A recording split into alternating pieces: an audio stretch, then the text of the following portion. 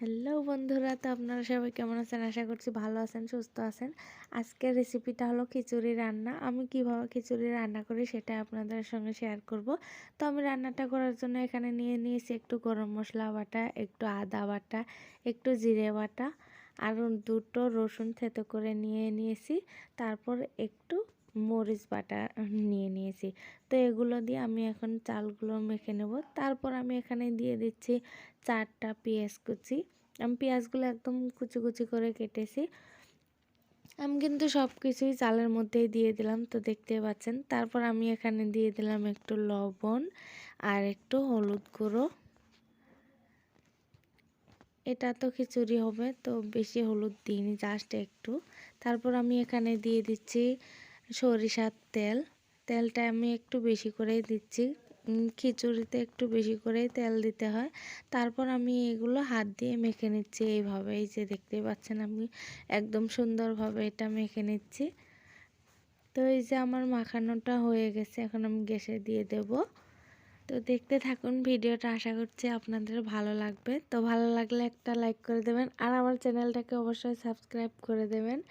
তো এই তো গ্যাসে দেওয়ার পর আমি খুন্তি দিয়ে এটা কন্টিনিউ নেড়ে যাচ্ছি আর এটা এইভাবেই নাড়তে থাকবেন ততক্ষণ না যতক্ষণ এটা ভালোভাবে ভাজা হচ্ছে। ভাজা মানে কড়াইতে যতক্ষণ না মশলাগুলো আটকে যাচ্ছে ততক্ষণ এটাকে ভাজবো।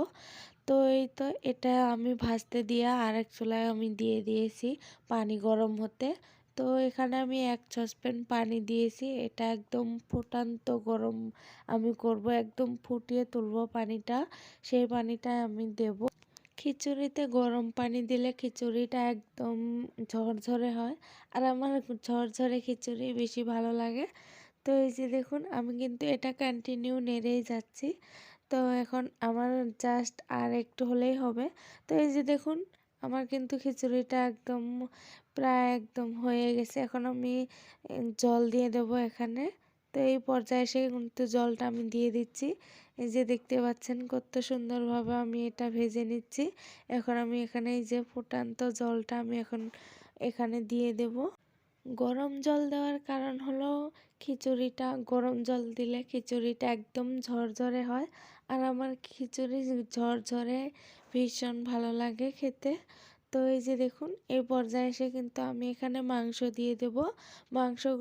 মাংস না হলে কিন্তু খিচুড়ি জমে না।